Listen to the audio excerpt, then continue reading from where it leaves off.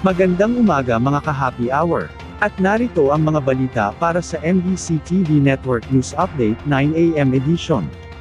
Mag-asawang Diskaya, hindi nakampante sa gobyerno, sa korte nahaharap. Ating panuurin sa MBC TV Network News ni Rovic Manuel. Hindi na umano makikipagtulungan sa investigasyon ng Independent Commission for Infrastructure o ICI ang mag-asawang Curly at Sara Diskaya. Sa eksklusibong panayam ng DZRH sa Legal Counsel ng Pamilya Diskaya na si Attorney Cornelio Samaniego III, inakala kasi ng kanyang kliyente na magiging bahagi sila ng Witness Protection Program o WPP kung makikipagtulungan sila sa komisyon. Nadismaya rin niya sila matapos na mapanood ang panayam kay ICI Commissioner Rogelio Babe Singson na nagsabing wala pang nakapasa bilang state witness sa kasalukuyang investigasyon. Sinasabi nila na hindi sila entitled sa Witness Protection Program or maging state witnesses. Hindi ho ganun. Ang nakasama lang ho kasi ay pending ho yung investigation sa ICI.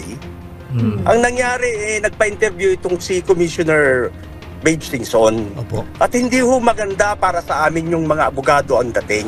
Ayon kay Samaniego, hindi na rin aniya kampante ang mag-asawa sa proseso ng gobyerno at mas mainam na sa korte na sila humarap. Isa niya sa nagpapahirap sa kanila ngayon ay ang mga hinihinging dokumento sa pamilya na hindi maibigay dahil tali ang kamay ng mga ito. Pero kung mapagbigyan naman daw sila sa hiling na oras upang makakalap ng mga dokumento, handa ang mga ito na ibunyag lahat sino man daw ang tamaan. Hirap na rin po ang mag-asawa kasi sa tingin nila, dahil sa yung pakikipagtulungan nila sa gobyerno, ay nakakakuha sila ng hindi magandang pagtrato. Tulad na lang po doon sa paghingi namin ng 7-day furlough para matulungan namin sila at mabigyan namin sila ng dokumento. Wala akong nangyaring ganun. Wala akong nangyari. So, wala, taliho ang kamay ng mga Diskaya. So, paano ho namin makukulit ang mga dokumento kung parati siyang nandun sa kulungan? Kaya nga ho kami nag-file ng habeas corpus at kung sakali mang mag-grant yan, ibubulat-lat namin lahat yan. Wow. Tamaan na kung sinong tamaan. Wow. Dagdag pa ng legal counsel, still stand pa rin at hindi babawiin ang mga affidavit ng Diskaya at sinabing tell all o lantaran naman nilang sinagot ang kahit anong tanong ng komisyon sa kanila. Samantala, bagaman hindi na makikipagtulungan ang mag-asawang Diskaya, tiniyak ni ICI Executive Director Attorney Brian Hosaka na hindi ito makakaapekto sa patuloy nilang pagsisiyasat. Bukod dito, mayroon pa rin aniya silang ibang mapagkukunan ng impormasyon upang maitayo ang kaso laban sa mga sangkot at makapagbibigay rin ng rekomendasyon sa Office of the Ombudsman.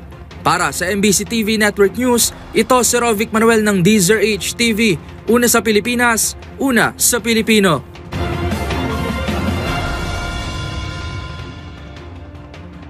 Samantala, ex-PNP Chief Acorda, nanumpa na bilang bagong PAOK Chief. Formal nang nanumpa bilang bagong Presidential Anti-Organized Crime Commission Chief si dating PNP Chief Retired General Benjamin Acorda Jr. Si Acorda, miyembro ng PMA Class of 1991, ay naging ika-29 na hepe ng PNP mula April 2023 hanggang April 2024. Ito ay nagsilbi rin siya bilang Director for Intelligence ng PNP at Regional Director ng Police Regional Office 10 bilang isa sa mga nagtatag ng PNP Anti-Cybercrime Group. Humawak siya ng ilang matataas na posisyon sa kapulisan, kabilang ang Deputy Regional Director ng NCRPO at Director ng Integrity Monitoring and Enforcement Group. Papalitan ni Acorda si Gilbert Cruz na nanungkulan simula January 2023. Ang PAOK ay may mandato na imbestigahan at usigin ang mga sindikatong kriminal at tiwaling opisyal. At yan ang mga balita para sa MBC TV Network News Update 9 AM edition. Abangan ang mga susunod na balitaan mamaya para sa 10 AM edition.